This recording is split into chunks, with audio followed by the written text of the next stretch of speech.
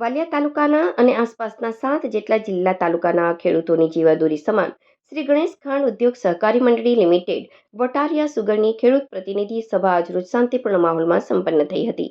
છેલ્લા કેટલાક સમયથી સુગર ફેક્ટરી બંધ થઈ જશે તેવી ચાલી રહેલી ખોટી અફવાઓ અને વમણો વચ્ચે સભાસદોએ સંસ્થાનું અસ્તિત્વ ટકાવી રાખવામાં સફળતા મેળવી છે. પ્રાપ્ત વિગતો અનુસાર અંકલેશ્વર, વાલિયા, માંગરોળ, ભરૂચ, ઝઘડિયા, નેત્રંગ, હાસોટ અને નર્મદા જિલ્લાના હજારો ખેડૂતો આ સંસ્થા સાથે જોડાયેલા છે અને પોતાની શેરડીનું વાવેતર કરે છે. ગત વર્ષ દરમિયાન 2 લાખ ટન શેરડીનું પિલાણ થયું હતું, જે અપેક્ષા કરતાં ઓછું હતું. આ કારણે કેટલાક તત્વો દ્વારા સુગર બંધ થઈ જશે તેવી અફવાઓ ફેલાઈ હતી, જેનો ખેડૂતો અને ડિરેક્ટરોએ સાથે મળીને અંત આણ્યો છે.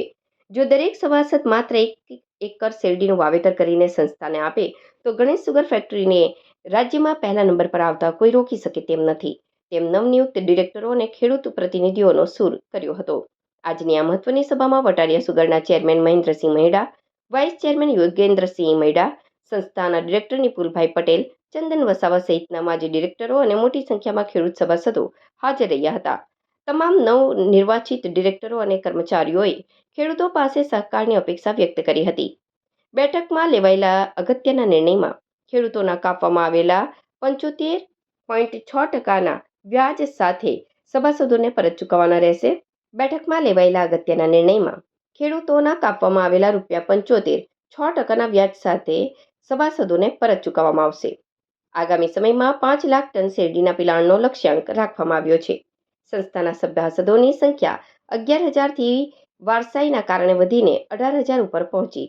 આગામી સમયમાં સુગરના પ્રતિનિધિઓ ખેડૂતોના ઘરે ઘરે જઈને તેમને સમજાવશે અને પ્રોત્સાહિત કરશે.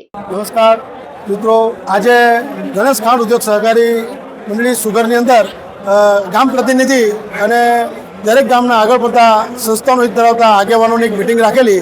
એમાં ખૂબ મોટી સંખ્યામાં આગેવાનો આજે હાજરી આપી આજે પુરવાર કર્યું, બતાવ્યું કે આ સંસ્થા સાથે લાગણીથી અમે લોકો બી જોડાયેલા છે અને આવનારા સમયમાં તમે લોકો જે કંઈક આ શેરડીનું વાવેતર વધારવા માટે ગામે ગામ ફરવાના છે, અમે તમને દિલથી સપોર્ટ કરશું એવી લાગણી આજે દેખાઈ રહી છે. ખૂબ મોટી સંખ્યામાં લોકો હાજર રહ્યા. આ સંસ્થા ચાલુ થઈ ત્યારે 11,000થી 12,000 સભાસદો હતા એ આજે સભાસદોની સંખ્યા બી આજે 19,000, આશરે 19,000 સભાસદની આ બનેલી સંસ્થા આવનારા સમયમાં આ સંસ્થા ફૂલે ફાલે, આ સંસ્થાની પર લાગેલું ગ્રહણ દૂર થાય અને સંસ્થા ખૂબ મજબૂત થાય. એના માટે થઈને સરકારે હમણાં નવી બનાવેલી કમિટીમાં અનુભવી અને સંસ્થાનું હિત ધરાવનારા સભાસદોને કમિટીની અંદર ડિરેક્ટર તરીકે લીધા છે. એ લોકો બી તન મન ધનથી કામ કરવાની નિષ્ઠા સાથે ભેગા મળ્યા છે અને ભેગા મળી અને આવનારા સમયમાં સંસ્થાના હિતમાં સારું કામ કરશું.